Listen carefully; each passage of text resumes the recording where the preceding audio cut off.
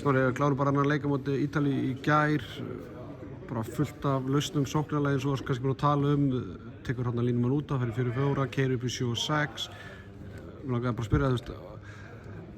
hefðirðu viljað fara eða ætlaðir eitthvað í 7-6 í uppstilltum sóknarleik eða var þetta það sem þú ætlaðir að sýna í þessum leik?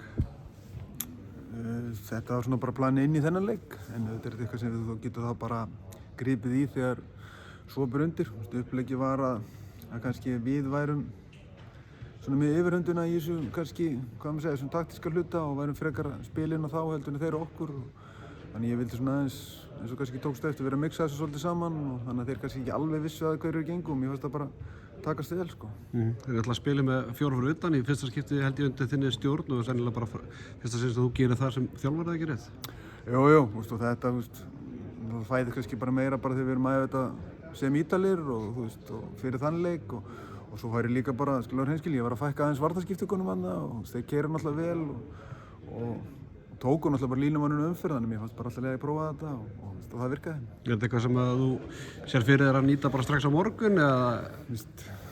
Þetta er ekki plan A og ekki plan B og ég væri rosa mikið til bara að plan A myndi bara fungera og það væri ekkert vesen, en þeir sem hafa coachað þeir vitið það, þú þarf bara ofta að kafa eitthvað af og þá er þetta bara eitthvað sem við getum gripið í og það er heldur ekkert leyndamál að við þurfum bara mjög ofta að skipta vörn og sókn og stundum var ég alveg til að skipta 2 mönnum vörn og sókn og þannig að kannski getur þetta á einhverjum tímapunktum svona einfalda það eða fækka skiptingunum. Einar Þorsteinn var ekki í leikmannahópnum í gær, samkvæmt okkar heimild maður glíma við veikindi. Þú ert á hvað með 16 leikmenn núna, ertu eitthvað íhuga að kalla inn og hver er staðan Einari? Já, hún var eiginlega bara ekki nógu góð í morgun, kannski ekki eins og við reiknuðum með, hann var svona eins og hann væri að braggast í gær og svo kom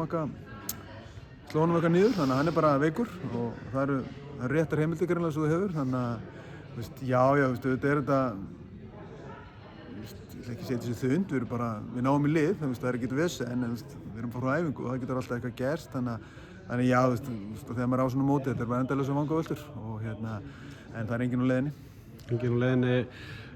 Getur bara í lokin sagt okkur aðeins frá pólvörunum, hvað þarf að varast númer 1, 2 og 3?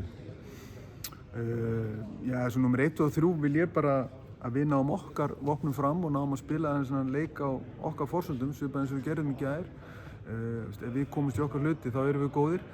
en þetta er allt annar andstæðingur, það er bara meiri hæð og meiri vikt og þyngd í þessu lið heldur nokkuð tímann Ítölum, þeir spiluðu náttúrulega gríðarlega miklar árásir og maður og mann bolta nánast linnulaust í 60 mínútur, þá er þetta er aðeins öðruvísi, náttúrulega komum við spænskan þjálfara og maður sé svona aðeins hans handbragð á því og voru mikið í 7-6 í gær og hafa líka gert það í leikjum í undanfara mótsins, þannig að það er bara svona eitt og annað sem við þurfum að fara yfir og er öðruvísi frá því í gær.